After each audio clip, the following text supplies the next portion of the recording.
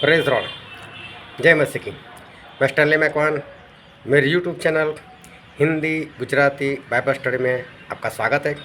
मेरे चैनल को आज अभी इसी वक्त आप सब्सक्राइब कर लीजिए और परमेश्वर के ज्ञान में आप बढ़ते जाओ। जब शैतान ने गुनाह किया, घमंड किया और वो शैतान बन गया, तब परमेश्वर ने उसे नहीं मारा। जब उस शैतान ने आदम और हवा को बहका दिया, इस दुनिया पर पाप लेकर आया, तभी भी परमेश्वर ने शैतान को नहीं मारा। तो परमेश्वर ने शैतान को क्यों नहीं मारा था? उसके पीछे क्या कारण था?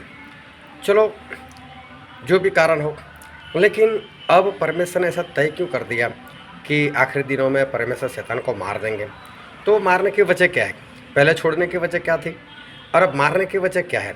परमेश्वर हमको क्या बताना चाहते हैं, वो जानने के लिए मेरे साथ इस वीडियो में अंत तक बने रहो और कहीं मत जाएगा। मैं अभी हाजिर हुआ।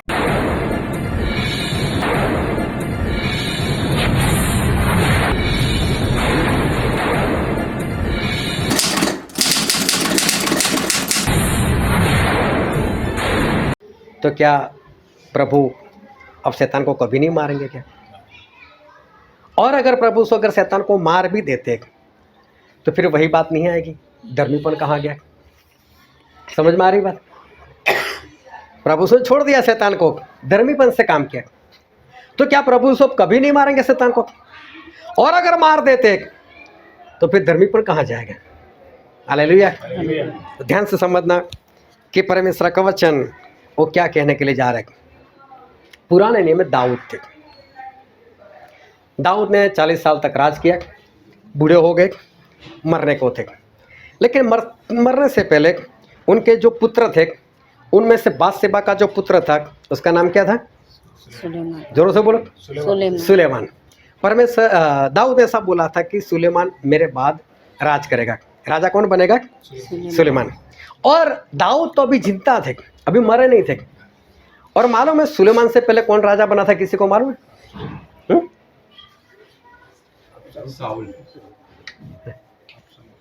दाऊद के बाद की बात है और सुलेमान से पहले दाऊद પછી તો बछड़ी। અદોનિયા। क्या बात है, किसी को मालूम ही नहीं? અદોનિયા।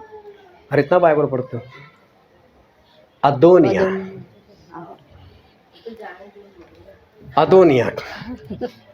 अदोनिया सुलेमान का बड़ा भाई था, दाऊद का ही बेटा था। अदोनिया देखने में बहुत खूबसूरत था और अदोनिया ने कई लोगों को अपने पक्ष में कर दिया। उसने देखा कि दाऊद मेरा बाप तो बूढ़ा है और सुलेमान को बोला है राजा बनने का, उसने खुद अपने आप को राजा घोषित कर दिया। किसी ने नहीं बोला, लेकिन अदोनिया ने खुद अपने आप को राजा घोषित कर दिया। अब ये बात पता चली भविष्यवक्ता को, वो भाग कर आए और दाऊद के पास आए और सुलेमान की माता से मिले। अरे बादशाह मालूम नहीं है कि दाऊद ने किसको राजा बनाने को बोला था? हाँ, मेरे बेटे को बोला है। तो ये आवाज सुन रही है, शोर सुन रही है, वो तो ने राजा बनकर बैठ गया है। तो क्या बात करते हो? तो बोले तू जा राजा के पास, इतनी इतनी बातें करना। और बादशाह गए राजा के पास। दाऊद को बोलते, दाऊद आपने तो सुलेमान को बोला था राजा बनने को। बोले हाँ, वही बनने वाला है। अरे बोलो दुनिया बनकर बैठा है। बोले क्या बात करते हो?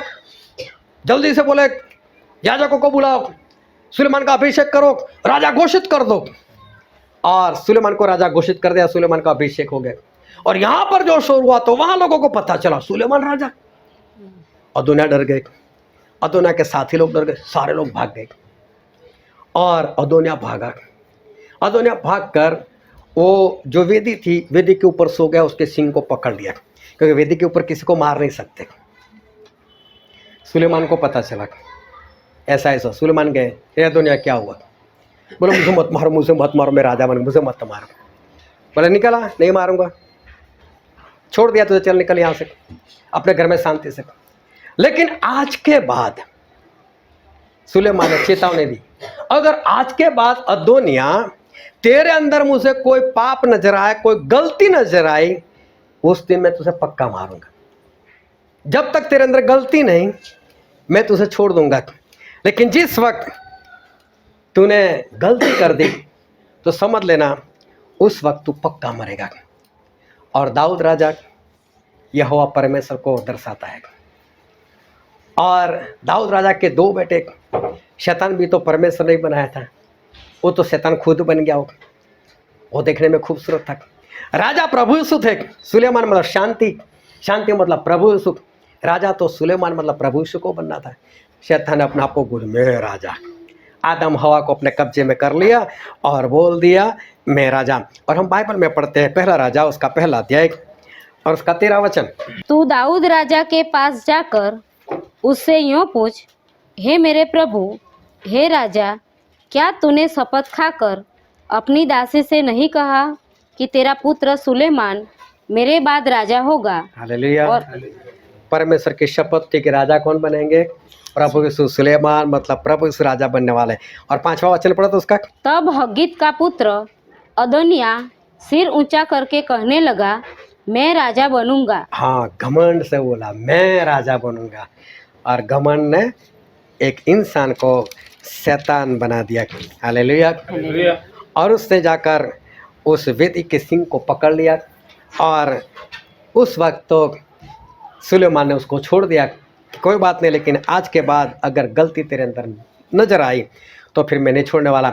और पढ़ो उसका 50, 51, 52। और अदोनिया सुलेमान से डरकर उठा और जाकर वेदी के सींगों को पकड़ लिया। तब सुलेमान को यह समाचार मिला, अदोनिया सुलेमान राजा से ऐसा डर गया है कि उसने वेदी के सींगों को यह कहकर पकड़ लिया है, आज राजा सुलेमान शपथ खाए कि अपने दास को तलवार से न मार डालेगा। सुलेमान ने कहा, यदि वह भलमनसी दिखाए तो उसका एक बाल भी भूमि पर गिरने न पाएगा, परंतु यदि उसमें दुष्ट आत्मा पाई जाए तो वह मारे दुष्टता पाई जाए तो वह मारा जाएगा। हालेलुया। देखो चेतावनी मिली इसको, दुनिया को। आज तो छोड़ देता हूँ, इसके बाद अगर तेरे अंदर दुष्टता नहीं नजर आए फिर तो तू मार दिया जाएगा। अगर नहीं करेगा तेरा बाल भी बांका नहीं होगा, कुछ भी नहीं होगा, लेकिन उसके बाद तो मैं तो उसे खत्म कर दूंगा। अब दाऊद राजा बूढ़े हो गए थे और उनका शरीर ठंडा पड़ता जा रहा था। तो इन लोगों ने क्या किया, एक लड़की को बुला लिया, समझो उसके साथ जैसे शादी हो गई। लेकिन राजा ने मना कर दिया, मुझे अभी कोई लड़की नहीं चाहिए। फिर भी इन लोगों ने लड़की दे दी।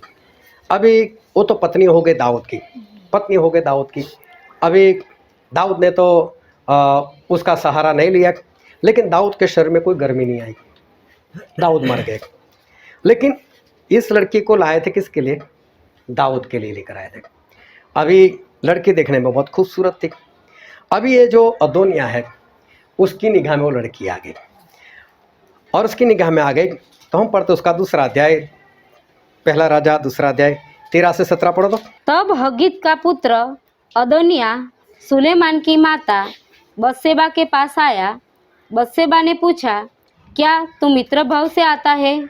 उसने उत्तर दिया, हाँ मित्र भाव से। फिर वह कहने लगा, मुझे तुझसे एक बात कहनी है।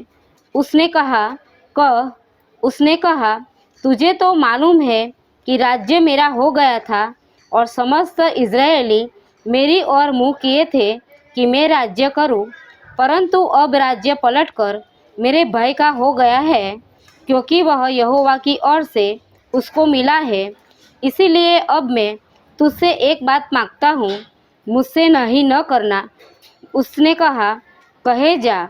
उसने कहा, राजा सुलेमान तुझसे नहीं न करेगा, इसीलिए उससे कह कि वह मुझे सुनेमिन अभिषेक को ब्याह दे।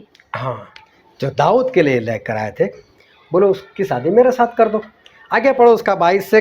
राजा सुलेमान ने अपनी माता को उत्तर दिया, तो अदोनिया के लिए सुनेमिन अभिषेक ही को क्यों मांगती है? उसके लिए राज्य भी मांग, क्योंकि वह तो मेरा बड़ा भाई है। और उसी के लिए क्या, एब्यातार याजक और सरूया के पुत्र योआब के लिए भी मांग। और राजा सुलेमान ने यहोवा की शपथ खाकर कहा, यदि अदोनिया ने यह बात अपने प्राण पर खेलकर न कही हो तो परमेश्वर मुझसे वैसा ही क्या वरण उससे भी अधिक करे। तब यहोवा जिसने मुझे स्थिर किया और मेरे पिता दाऊद की राजगद्दी पर विराजमान किया है और अपने वचन के अनुसार मेरा घर बसाया है, उसके जीवन की शपथ आज ही अदोनिय्याह मार डाला जाएगा। अतः राजा सुलेमान ने यहोयादा के पुत्र बनायाह को भेज दिया और उसने जाकर उसको ऐसा मारा कि वह मर गया। हालेलुया। अदोनिय्याह मर गया है। क्यों मर गया? उसे निगाह कहाँ पर डाली? कन्या पर, पत्नी पर। प्रभु की कन्या कौन है? मंडली। और मंडली। शैतान को तो परमेश्वर ने उस दिन छोड़ दिया। तूने जबरदस्ती नहीं की, कोई बात नहीं, मैं भी तुझे कुछ नहीं करता, जा कीमत चुकाता हूँ। लेकिन आज के बाद अगर तूने कभी कोई गलती की तो फिर देख लेना। और अब शैतान ने गलती की, और हम पढ़ते प्रकाशित वाक्य उसका 12 अध्याय उसका 17 वचन। तब अजगर स्त्री पर क्रोधित हुआ और उसकी शेष संतान से जो परमेश्वर की आज्ञाओं को मानते और यीशु की गवाही देने पर स्थिर है, लड़ने को गया और वह समुद्र के बालू पर जा खड़ा हुआ। कहाँ निकला शैतान? किसको परेशान करने के लिए निकला? परमेश्वर। किसको? अरे जोरों से बोलो, लिखा है अंदर। परमेश्वर के संतान जो प्रभु यीशु की गवाही को मानते और उनकी आज्ञाकारी करते, मतलब परमेश्वर की मंडली, परमेश्वर की कन्या। किसके ऊपर निगाह डाली इसने? अब परमेश्वर कहाँ छोड़ेंगे? अब तूने नया डाली निगाह फिर से। पहली बार तो छोड़ दिया, अब नहीं छोड़ूंगा। इसलिए शैतान का नाश और परमेश्वर ने तय कर लिया। हालेलुया। पहली बार नाश इसलिए नहीं किया था क्योंकि प्रभु धर्मीपन से पेश आए, लेकिन उसको चेतावनी दी, आज के बाद अगर तूने फिर से मेरी पत्नी के ऊपर, मेरी मंडली के ऊपर निगाह डाली, फिर देख लेना। और देखो अभी निगाह डाली इसने। प्रभु बोलते अब आ जाना। तो अब प्रभु यीशु मारेंगे भी, और इसमें भी उनका धर्मीपन रहेगा, क्योंकि प्रभु यीशु कुछ भी गलत यहाँ पर नहीं करेंगे।